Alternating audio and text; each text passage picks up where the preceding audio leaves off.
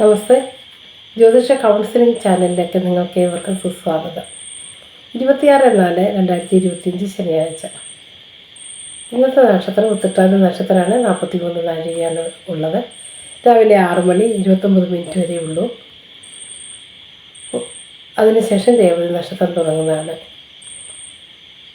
ഉത്രട്ടാതി നക്ഷത്രം എന്ന് വെച്ചാൽ ഒരു ഉണ്ണാളാണ്.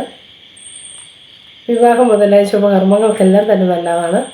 ഈ നക്ഷത്രത്തിൻ്റെ ദശാന്തം ശനിയാണ്. ശനി 19 വർഷമാണുള്ളത്.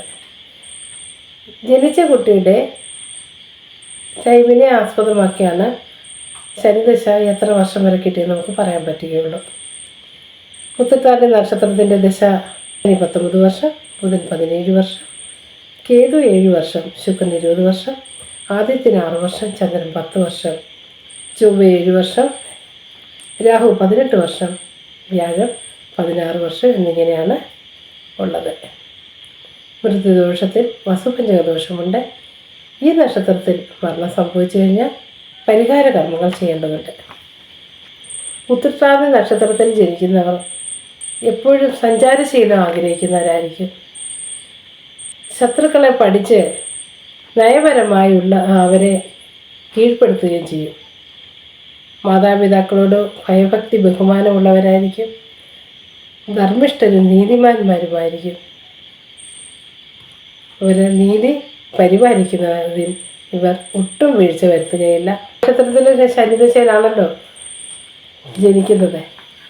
പാലാരിഷ്ടകളും വീടിന് ദുരിതവും മാതാപിതാക്കൾക്ക് കഷ്ടതയൊക്കെ ഉണ്ടാകുന്ന ഒരു കാലഘട്ടമായിരിക്കും ശനിദശ കാലഘട്ടം. കുഞ്ഞുങ്ങൾ ചെറുപ്രായത്തിലായതുകൊണ്ട് അവർക്കൊന്നും അറിയാൻ പറ്റത്തില്ല. മാതാപിതാക്കളാണല്ലോ അവരെ വളർത്തി കൊണ്ടുവരേണ്ടത്. അപ്പോൾ ഒരുപാട് ദുരിതങ്ങൾ അവരും അനുഭവിക്കേണ്ടി വരുന്നുണ്ട്.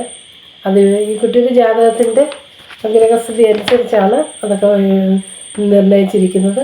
കൃത്യമായിട്ട് തന്നെ അതിന് പറഞ്ഞിട്ടുണ്ട്. ഒരു ജാതകം നോക്കുമ്പോൾ തന്നെ മനസ്സിലാക്കാം, ആ കുട്ടിക്ക് മുമ്പ് തന്നെ അത് എഴുതി വെച്ചിരിക്കുകയാണ് ആ ജാതകം. അത് ജനിച്ചതിലേക്ക് ആ ഗ്രഹങ്ങളുടെ ആ അവസ്ഥയിലേക്ക് ചെന്ന് പെടുകയാണ് ചെയ്യുന്നത്. നേരത്തെ ഇന്നത്തെ ഒരു ജാതകം എടുക്കുക, അല്ല നാളത്തെ ഒരു ജാതകം എടുക്കുന്നത്. ആ കുട്ടി ജനിക്കുന്നതിന് മുമ്പ് ഇന്നുണ്ട് ആ ജാതകം. നമ്മളത് മനസ്സിലാക്കണം.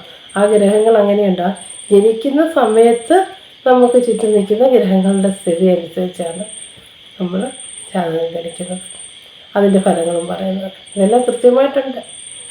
ഏത് ദുരിതങ്ങളാണെങ്കിലും ദുഃഖങ്ങളാണെങ്കിലും ഏതുവരെയാണ് അനുഭവിക്കേണ്ടത്, എങ്ങനെയാണ് അനുഭവിക്കേണ്ടത്, ഏതൊക്കെ നമ്മൾ നമ്മുടെ ജീവിതത്തിൽ ഫേസ് ചെയ്യണം എന്നൊക്കെ തന്നെ നമ്മുടെ ജാതകത്തിൽ പ്രത്യേകമായിട്ടുണ്ട്.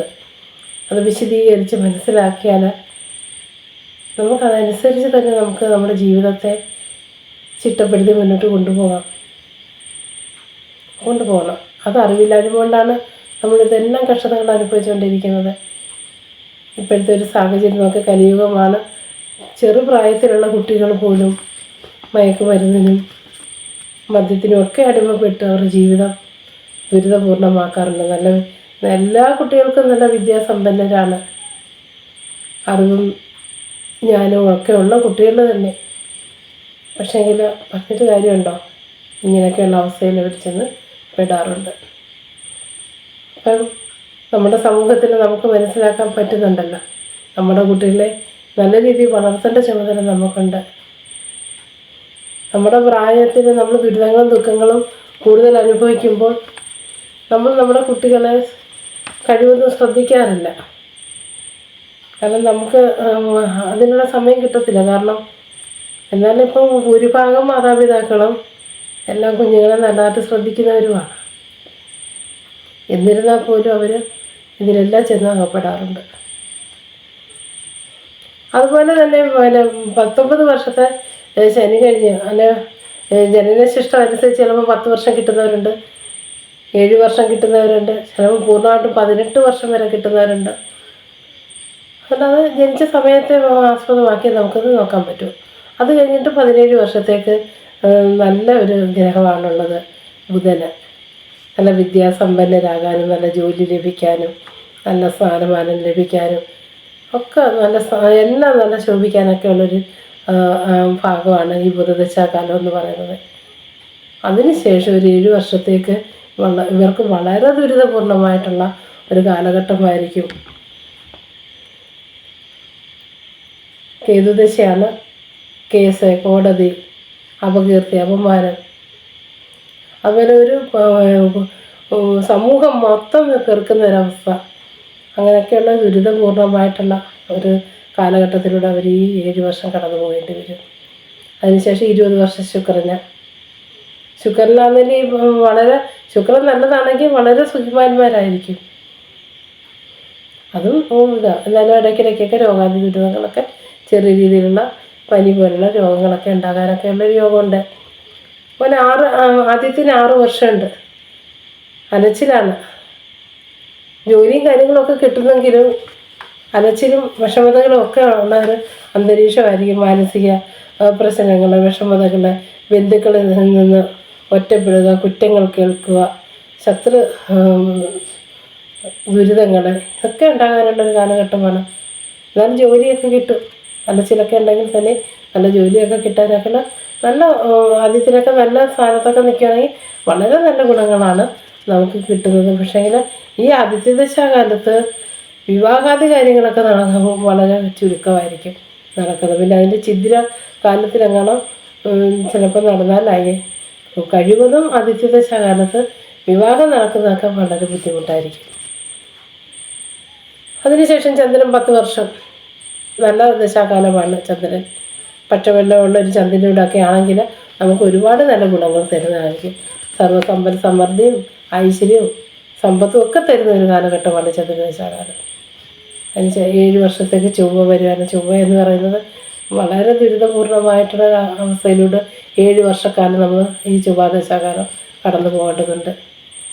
ഈ കാലഘട്ടത്തിലും ഈ ചൊവ്വാദശ കാലഘട്ടത്തിലും ഓരോന്നും എഴുതി വെച്ചിട്ടുണ്ട്.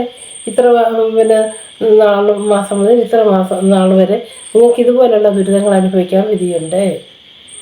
അപ്പോൾ അതുകൊണ്ട് നിങ്ങളത് ശ്രദ്ധിക്കണം എന്നൊക്കെ നമ്മുടെ ജാതകത്തിൽ കൃത്യമായിട്ടുണ്ട്, എഴുതിയിട്ടുണ്ട്.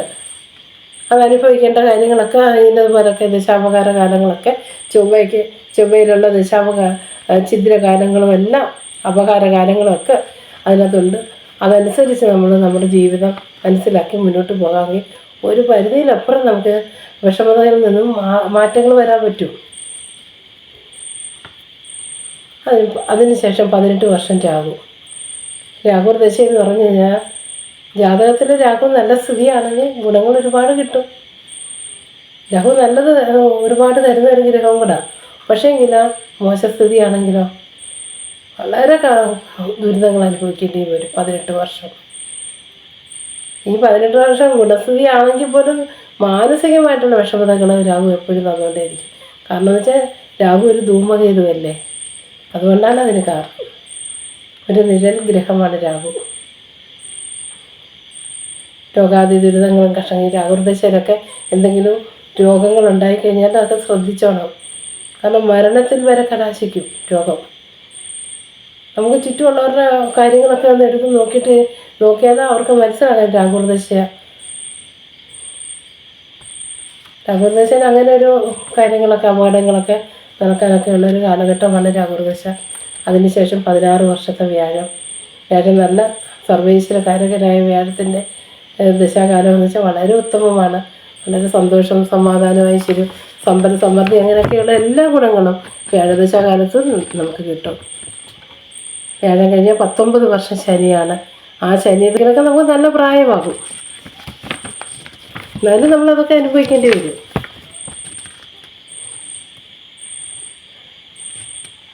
ഓക്കെ.